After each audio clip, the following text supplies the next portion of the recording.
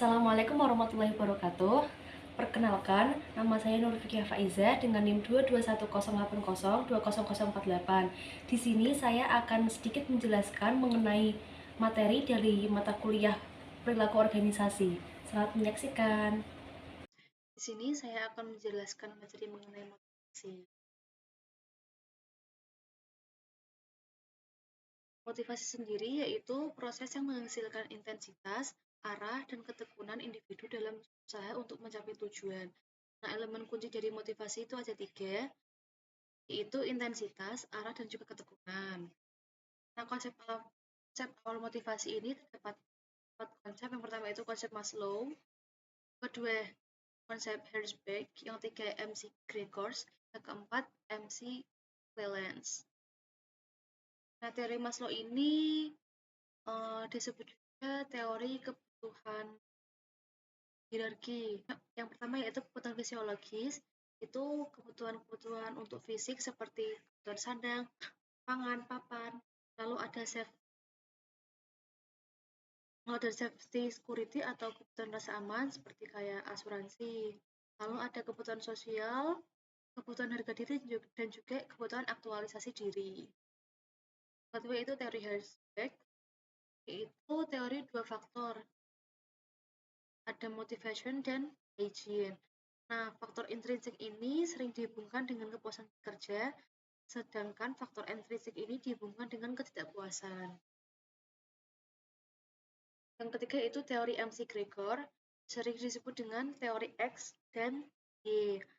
Nah, tipe X ini sering disebut dengan tipe pemalas, maksudnya yaitu dia ini akan melakukan pekerjaan jika disuruh dan diberi arahan. Tapi kalau tipe Y ini tipe pekerja, maksudnya yaitu tipe yang tanpa disuruh, dia itu langsung bekerja seperti itu. Lalu ada teori Clelland, ada 3 kebutuhan, yaitu kebutuhan untuk berprestasi, kebutuhan untuk kekuasaan, dan kebutuhan akan afiliasi. Teori motivasi kontemporer.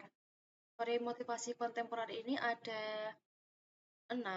Yang pertama yaitu teori penentuan nasib sendiri atau self-determination theory.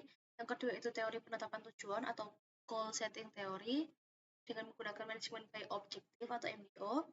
Yang ketiga yaitu teori efikasi diri atau self-efficacy theory. Yang keempat yaitu teori penguatan atau reinforcement theory. Yang kelima itu teori keadilan atau equity theory. Dan yang terakhir yaitu teori harapan atau expectancy theory. Yang pertama yaitu self-determination theory atau teori penentuan nasib. Teori motivasi yang self-determination theory ini adalah teori motivasi yang mengkaji manfaat motivasi intrinsik dan kelemahan motivasi ekstrinsik. Cognitive evolution theory ini merupakan bentuk lain dari teori self-determination. Yang kedua itu teori penetapan tujuan, yaitu teori yang menyatakan bahwa tujuan yang khusus dan sulit dengan umpan balik akan menimbulkan kinerja yang lebih tinggi. Selanjutnya itu self-efficacy theory, yaitu keyakinan individu bahwa ia mampu mengerjakan tugas, mencapai suatu tujuan, atau mengetahui sebuah hambatan. Lalu ada teori penguatan, yaitu perilaku adalah fungsi dari konsekuensinya. Social learning theory itu maksudnya kita bisa belajar melalui observasi dan pengalaman langsung. Konsep dari teori penguatan ini ada 3. Yang pertama yaitu perilaku disebabkan oleh lingkungan, perilaku dikendalikan oleh pemerkuat, dan yang terakhir penguatan memungkinkan perilaku untuk diulang. Lalu ada teori keadilan, itu individu-individu membandingkan masukan dan keluaran pekerjaan mereka dengan orang lain, kemudian akan merespon untuk menghilangkan ketidakadilan. Nah, acuan pembanding dari teori keadilan ini ada 4. Yang pertama yaitu self-inside, different job in the same organization atau job lain di organisasi yang sama.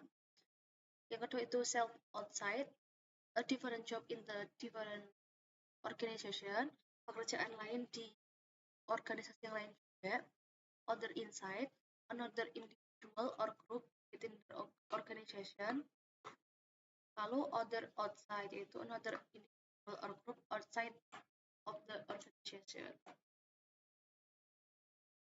Lalu yang terakhir yaitu ada teori harapan. Teori harapan ini merupakan kecenderungan untuk bertindak dengan cara tertentu tergantung pada harapan bahwa tindakan akan diikuti oleh tawaran tertentu dan daya tarik tawaran tersebut bagi individu. Integrasi teori motivasi kontemporer itu seperti ini. Terima kasih. Sekian yang dapat saya sampaikan. Kurang lebihnya mohon maaf. Wassalamualaikum warahmatullahi wabarakatuh.